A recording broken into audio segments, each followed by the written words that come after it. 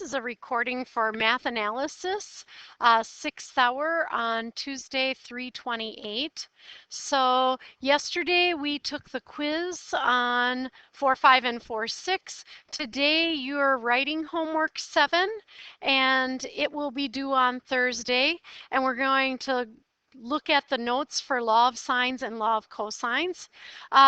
If you are a band and choir student and gone on Wednesday, you should be green penning and turning in homework 7 and taking the quiz for 7-4 today. I will leave that with the teacher.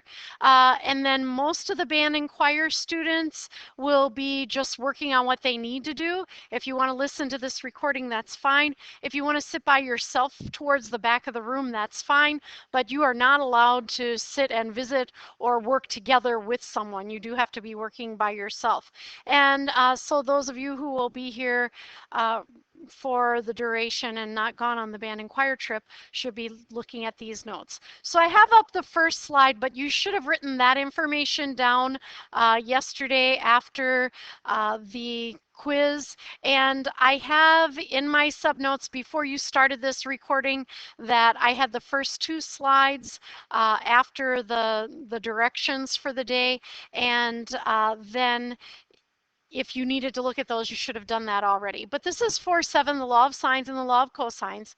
Can you solve oblique triangles using the law of sines and the law of cosines and find areas of oblique triangles? And so as you also know, let me just go forward a little bit. An oblique triangle is a triangle that is not a right triangle.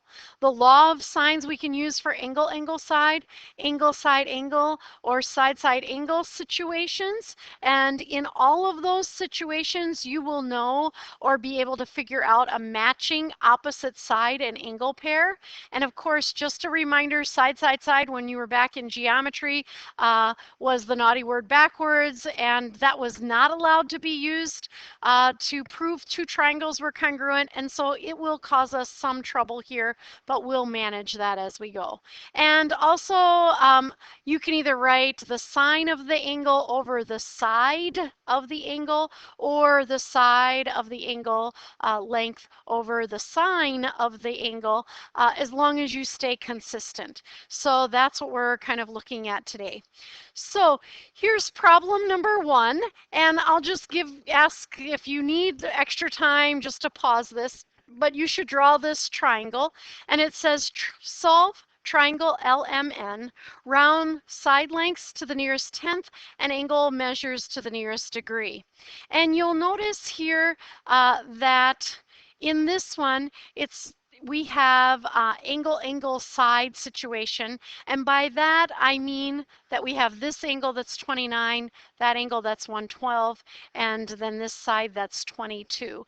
And so that's what they mean by those lettering orders there. It's not like when we were in geometry and we had 2 triangles and we had those kind of coordinating sides. And we've probably talked about this already, but angle M and side M are opposite each other. So if I trace angle M, it's right there, and the matching kind of side that's opposite it is little m. And so a lot of times I'll say little m and big M, or little 1 letter and big of that. So angle L is right there. This is equal to little l then, as that opposite side. So those match each other. And then angle N, big N is right here, and little n is right there. That's the side opposite that. So that's what we're looking at today. If you need another moment, go ahead and write that down.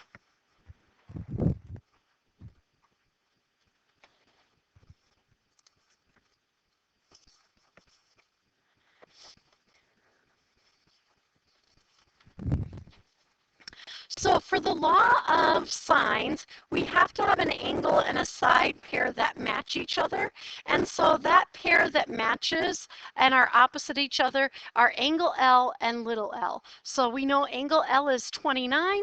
We know little l is 22. And so we're going to start with that pair of angles. And I'll get rid of a little bit of that. So that means that the sine of 29 degrees. And by the way, notice these are in degrees again. So if you haven't changed your calculator to degrees lately, make sure that you do so now. Over 22, so the opposite angle and side pair is equal to, and now in this case we know angle M, so we might as well just find little m first because that's another opposite side and angle pair. So I'm going to say the sine of 112 degrees over little m. So there's my proportion when I cross multiply. And just a reminder, to find this little m, I'll multiply those and divide by that. So I'm going to kind of do all that work right away. And we should be pretty familiar with that already. So that means little m equals 22 sine 112 degrees over sine of 29 degrees. So take a minute and use your calculator to figure out that answer just to make sure you're just typing it in correctly. And now I'll give you the answer. Little m is equal to 42.1. And we weren't given units or anything. And I'm doing my side lengths to the nearest tenth, just to kind of remind you that that's what it says. And so that's one of my answers. Little m is equal to 42.1. Whenever possible, we want to avoid using an answer to find another answer. That's not always an option for us, but that way if we did make a mistake on something, we're not using that mistake to do something else. But in saying that, I'll also tell you that I do follow your work. So if you show me enough work, I will know that you're using that error if it turned out to be an error, and I'll give you more partial credit. With just answers that are wrong, I can't manage that very well by giving you partial credit. So then I'm also noticing that I don't have capital N or big N, and so that is just equal to 180 minus the sum of those two sides, 29 plus 112. Oops. And they're all, of course, in degrees. And when I do that, I get big N equals 39 degrees. And solve the triangle means find all the missing angles and sides. So that is one of our angles also. And then the last thing I have to do is find little n, so that little side. Again, since this is the angle and side pair that I knew right away, I'm going to stick with that one. I'm not going to move to the m or anything like that. And I'm just going to start my next ratio or proportion with that same ratio. So I'm going to say the sine, oops, I did want to write that in red, just a sec. The sine of 29 degrees over 22 is equal to, now it's the sine of capital N, which we did figure out was 39. So I'll just kind of write that 39 degrees in there so it's easy for me to see, equals the sine of 39 degrees over little n. And then cross multiplying again, I get little n equals 22 sine 39 degrees over sine 29 degrees. And when I figure that out, little n is approximately equal to, little n is approximately equal to 28.6. And I just noticed way up here at my m that I did not have that as approximately equal to, so I will change that as I look up there. And so now I also have little n is 28.6. So if we have a situation where we have angle, angle, side, two angles and a side, we can just find that third angle and then kind of just use this law of sines. It's a very easy law to use in that situation. Then we'll also have some word problems that you'll have to do, and this is going to be applying the angle, side, angle situation. And so it says the angle of elevation, let me see if I can kind of make that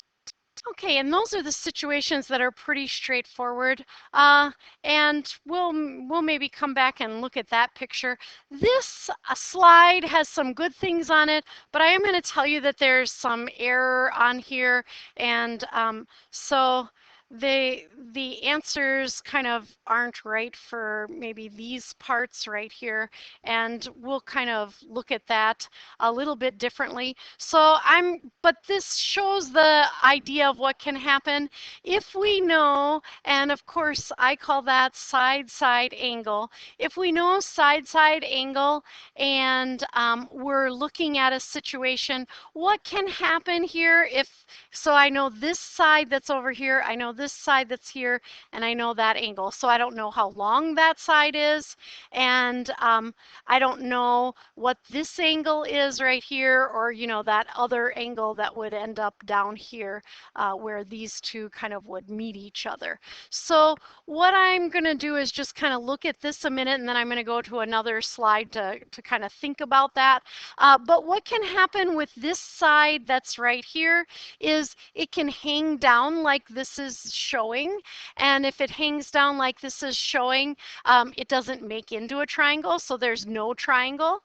It could make a right angle, and so then SOHCAHTOA would work, and it would be a right triangle.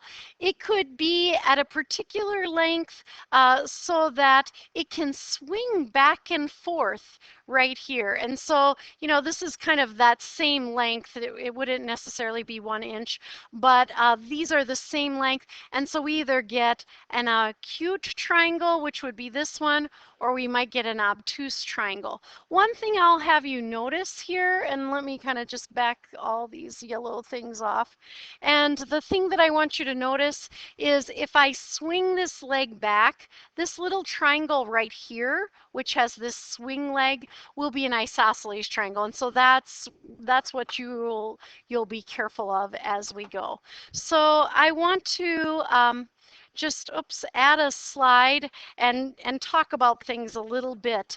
And I'm going to start by saying, suppose this were a right triangle. Capital A would be here, little a would be there. B would be here. This would be my angle theta at capital A. And if this is a right triangle, remember that I have the opposite side right here and the hypotenuse. So if it's a right triangle, we know that the sine of theta is opposite over hypotenuse. And so that gives us, let me just get rid of all this yellow a minute. That gives us that the sine of capital A would equal little a over b. And so if we kind of get little a alone, that means if I multiply by b on both sides, b sine big A is equal to little a.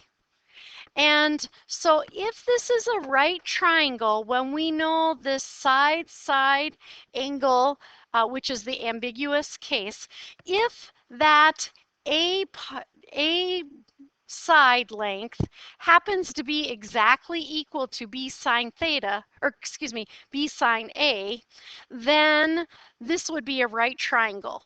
If it's shorter than that, so, if it's less than that, there's going to be no triangle.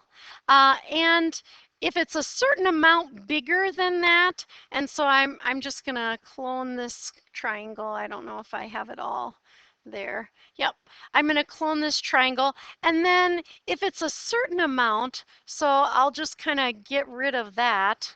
And maybe this just extends. If it's a certain amount, it could be in a situation where A could be this way and our right angle is right there. So it's longer than that B sine A thing, and that it would maybe swing back like this also to make a second triangle. So in that case, one of our triangles would be like this, and I'll just slide that down. And either way, this is little a. Little a is here, little b is there, and capital A is right there. Or it could also be over here where we have this situation, and that is this little a, this b here, and capital A there. So that's our other kind of possibility. And a third thing can happen, and think about this. If that little a side, and so let me just clone that one more time. If that little a side, which was right here, let me kind of get rid of it.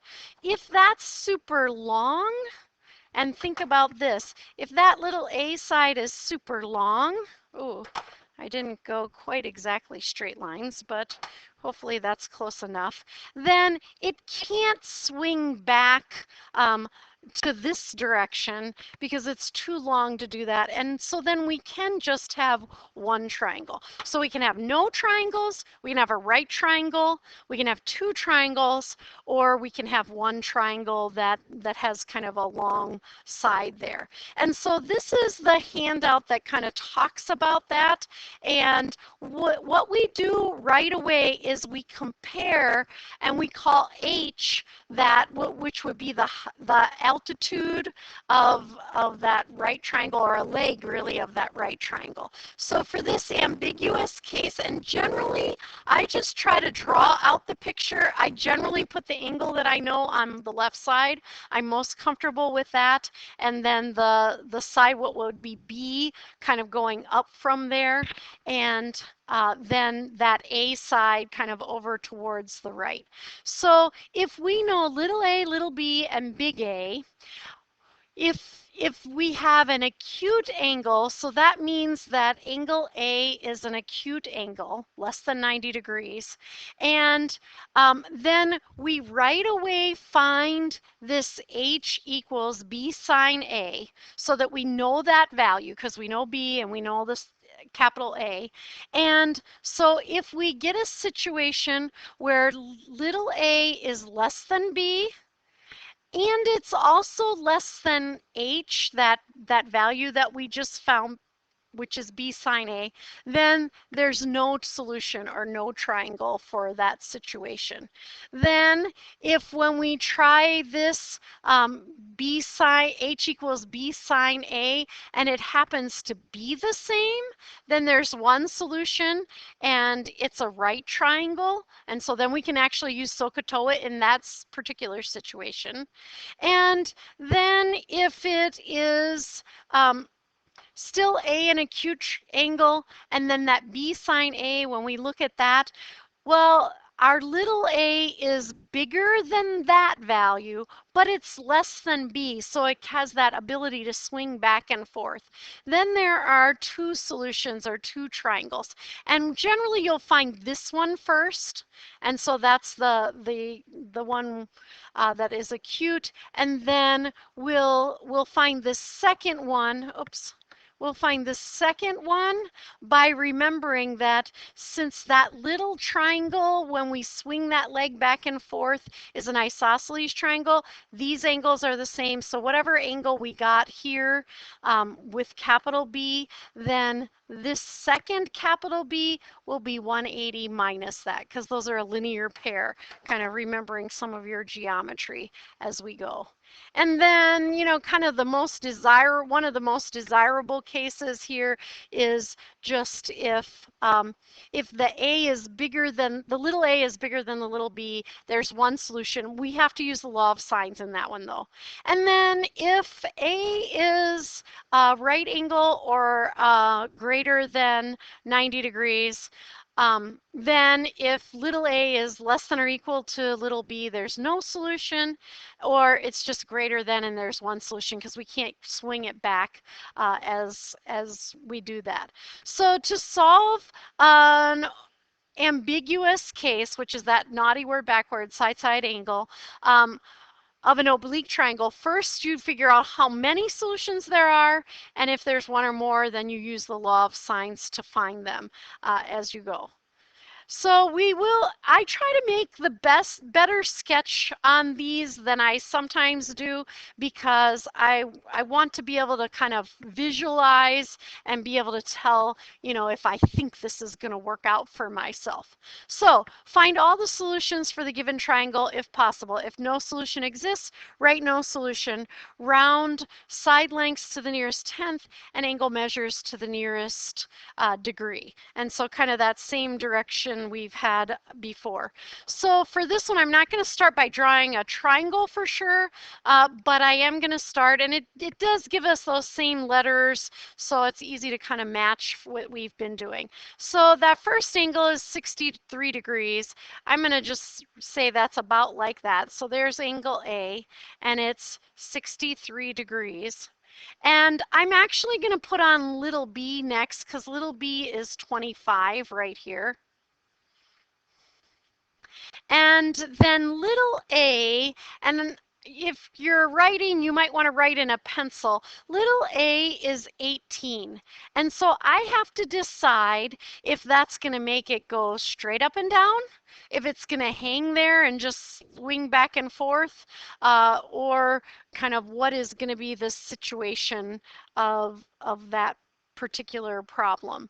And or is it going to swing back and forth and give me two triangles? So the first thing I look at, and I like to kind of have that much in my mind, I'm going to get rid of that yellow stuff eventually. But what I'm going to do is I'm going to remember if that was going to be a right triangle, this is H, and that's opposite over hypotenuse. So the sine of 63 degrees is H over 25. So 25 sine 63 is equal to H. And when I figure that out, H is approximately 22.3. So if H is 22.3, and that would make that a right triangle, kind of coming down here is 22.3 for H, then 18 is just not long enough. So for this one, there is no solution. And the reason we'll say that there's no solution is that little a is less than b, which is, obvious from right there. Little a is less than b, but little a is also less than h, which was 22.8. So there's no solution for that problem as we go. So here's our next one. Find all the solutions for the given triangle. And this one is angle side side. They have it in here already, and kind of look at the situation a minute. Notice that, and I meant to kind of have that covered up, but I didn't, so I will just go over it. Notice that this is obtuse. Angle A is obtuse. And this is little b, and this is little a. And in this case, we have that it's an obtuse angle, and A is greater than B, so there's one solution. Once we come to that decision, then we have to actually find that solution.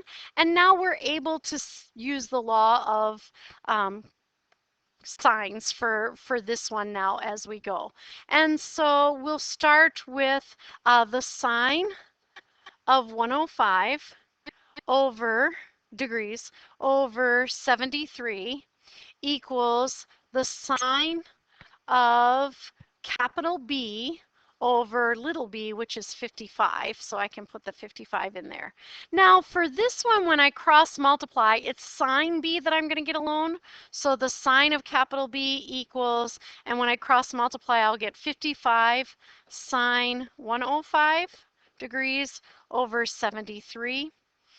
And so for this one, if I want to just type it in once and be done with it, I can remember that capital B is going to be the inverse sine of 55 sine 105 degrees over 73.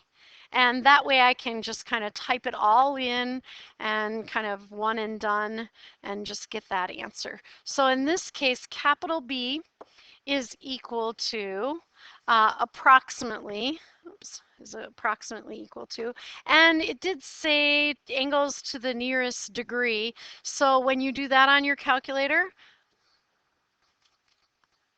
I'll let you kind of figure that out. You should get 47 degrees. Now, in this case, we have to use answers to find answers. So just kind of keep that in mind. So this angle is 47 degrees. So the next thing I'm going to do is find capital C. And capital C is just 180 degrees minus 105 plus 47 and degrees there. And when we do that, we get capital C is approximately 28 degrees. So I'll even write that one in as I go.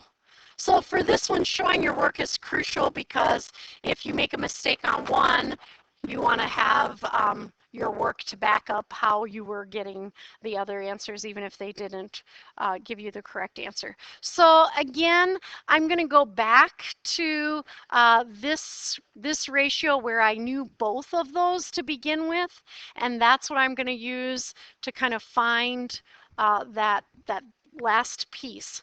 So in this one, the sine of 105 degrees over 73 is equal to the sine of capital C, which is 28 degrees, over little c, which is what I'm trying to find. And I'll slide this up a bit so it's easier to see. So then in this one, C is equal to 73 sine 28 degrees all over sine of 105 degrees. So C is approximately, and this will give to the nearest tenth. Take a minute, give a try for that.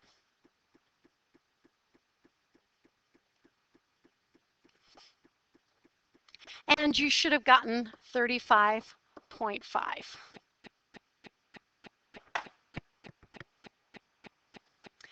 Now, here's our next problem, number 4.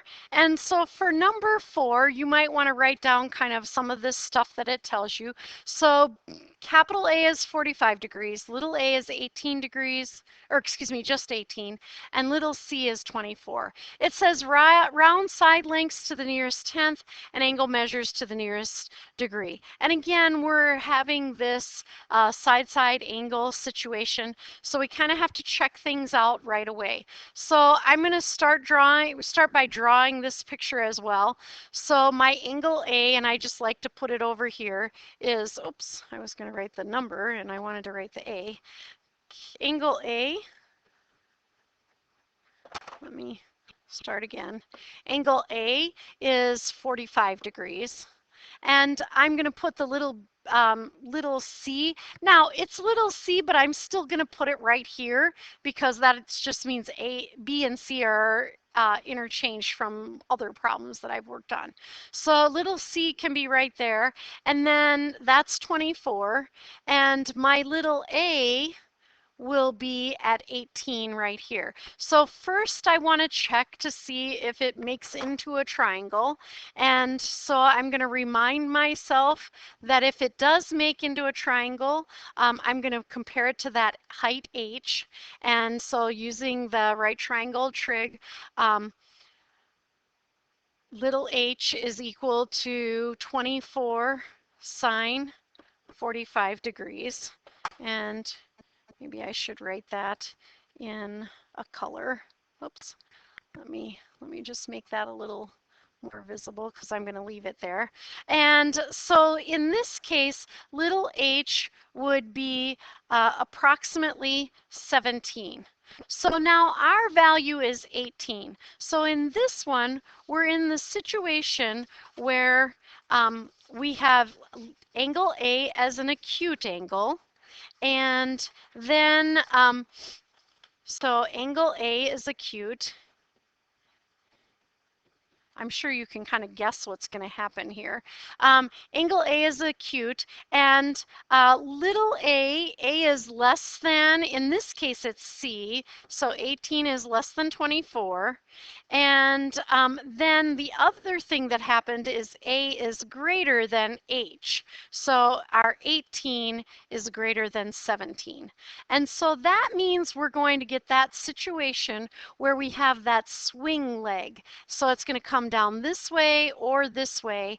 And we're going to kind of have two situations. So our two situations are going to look like this. The one where we get an acute angle, and right now I'm just going to trace on here, but on the next slide I have nice pictures for that, so I will be moving to that slide. But the first case is going to be that triangle, which is that kind of whole picture. And for that one, it's going to have A right there. C is 24. This is 45 degrees. This is little a, which is 18. Since that was capital, or little c, capital C is over there, capital B is here, and little b is right there. So that'll be our case one picture, and that will be, I'll call it like the naturally occurring law of sines, because we'll get that acute angle when we do the law of sines. Then our second case will be this one that I just traced in red. And when we do that case, we'll have capital A, which is still 45 degrees. C is 24. Capital B will be up there. A is 18. And this is going to be C. In order to get this C, this angle C here, we're going to remember that that old angle C was right here on this picture, and these are the same. So the new angle C there is 180 minus the case one angle C. So that's how we'll get that, and then we'll kind of proceed with the law of sines. So here is the problem, and now we'll just kind of solve those as we go. I'll make this one just a little bit bigger so that we can see it, and that'll be our last problem for today. So we've kind of got these cases all figured out, and so then we'll just solve. The sine of 45 degrees over 18 is equal to the sine of capital C over 24. Cross multiplying, the sine of capital C is 24 sine 45 divided by 18. So capital C is the inverse sine of 24 sine 45 over 18. Capital C is approximately. If you want to pause this and do that, you can. Otherwise, I'm going to just tell you what it is. It is, and I'm just going to write here, it's 70.529. So we're going to call it 71 degrees. And then for capital B, in this case, capital B is going to equal 180 minus the 45 plus 71. So capital B is approximately 64 degrees. And then to get the last little piece there, we will say that the sine of 45 over 18 is equal to the sine of capital B, which is 64. And I use the 64, well, a little bit of a rounded number, but that's okay. I'll just call it 64 here over little b. So b is equal to 18 sine 64 degrees over the sine of 45 degrees. And so B, little b is approximately 23.0 for that one.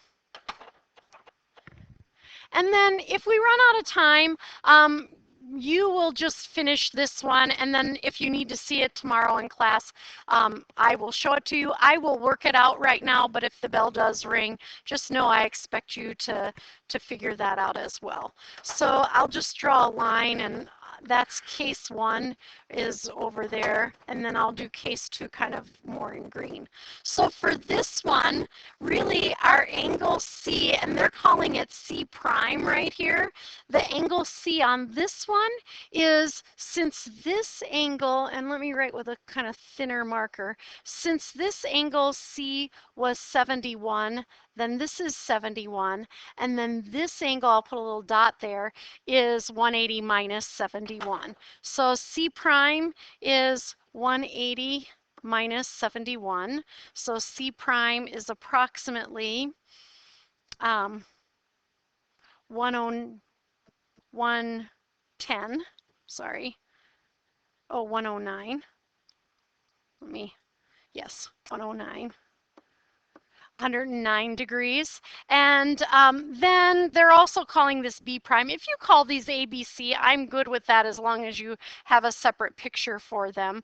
And then the next thing we need is capital B, which will be 180 minus 45 plus 109.